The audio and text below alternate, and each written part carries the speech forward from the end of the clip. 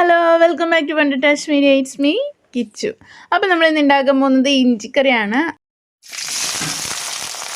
അതിനായിട്ട് ഇഞ്ചി നന്നായിട്ട് തൊലിയൊക്കെ കളഞ്ഞ് കഴുകി അരിഞ്ഞ് വെച്ചിട്ടുണ്ട്. അത് എണ്ണയിലിട്ട് നന്നായിട്ട് വറുത്തെടുക്കുക. നല്ല ബ്രൗൺ കളർ ആവണ വരെ വറുത്തെടുക്കണം കേട്ടോ. നന്നായിട്ട് മൂത്താലാണ് ആ ഒരു രുചി ഇഞ്ചിക്കറിക്ക് കിട്ടുള്ളൂ.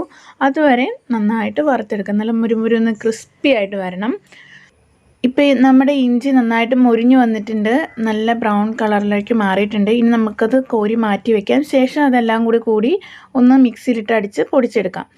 അപ്പോഴത്തേക്കും നമ്മൾ കുറച്ച് തേങ്ങ എടുത്ത് നന്നായിട്ട് വറുത്ത് ഒന്ന് കളർ മാറി വരുമ്പോൾ അതിനകത്തേക്ക് ശകലം മല്ലിപ്പൊടി, മുളക് പൊടി, മഞ്ഞൾപ്പൊടി ഇതെല്ലാം ആവശ്യത്തിന് ഇട്ടാൽ മതി കേട്ടോ.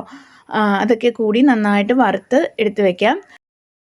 ചൂടാറിയ ശേഷം ഇതും നമുക്ക് അരച്ച് മാറ്റി വയ്ക്കാം. ശകല എണ്ണ ചൂടാക്കി അതിനകത്ത് കടുകിട്ട് പൊട്ടിക്കാം.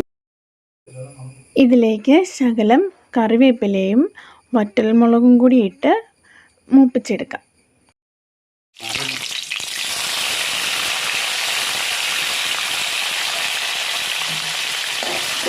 ഇനി ഇതിലേക്ക് ശകലം മുളക് പൊടി, മല്ലിപ്പൊടി, മഞ്ഞൾപ്പൊടി എല്ലാം കൂടി ഇട്ട് നന്നായിട്ട് മൂപ്പിച്ചെടുക്കാം.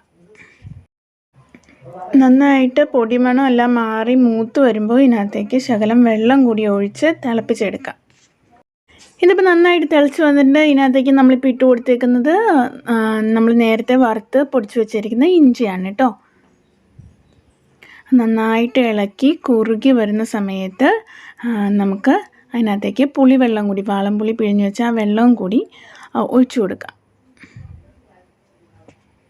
ഇനി ഇത് നന്നായിട്ട് തിളക്കട്ടെ. ആവശ്യത്തിന് ഉപ്പ് കൂടി ചേർത്ത് കൊടുക്കാം. ഇനി ഇതിനകത്തേക്ക് ആഡ് ചെയ്യുന്നത് ശർക്കരയാണ്. ഇവിടെ ഇത്തിരി വലിയ പീസായിട്ട് ഇട്ട് കൊടുത്തതേ ഉള്ളൂ. നിങ്ങൾക്ക് ചിരകിയിടുന്നെങ്കിൽ ചിരകിയിടാം കേട്ടോ. ഇതിലേക്ക് നമ്മൾ വറുത്തരച്ച് വെച്ച തേങ്ങയും കൂടി ഇട്ട് നന്നായിട്ട് ഇളക്കി കൊടുക്കുക. നമ്മുടെ ശർക്കരയൊക്കെ നന്നായിട്ട് ഉരുകി വരുന്നുണ്ട്. ഇനി ഇത് നന്നായിട്ടൊന്ന് തിളച്ച് വറ്റട്ടെ. അപ്പോഴേക്കും നമ്മുടെ കറി അടിപൊളിയായിരിക്കും. എല്ലാവർക്കും തന്നെ ഇഞ്ചിക്കറി വെക്കാനൊക്കെ അറിയാം. പല രീതിയിലായിരിക്കും പല നാട്ടിലും വെക്കുന്നത്.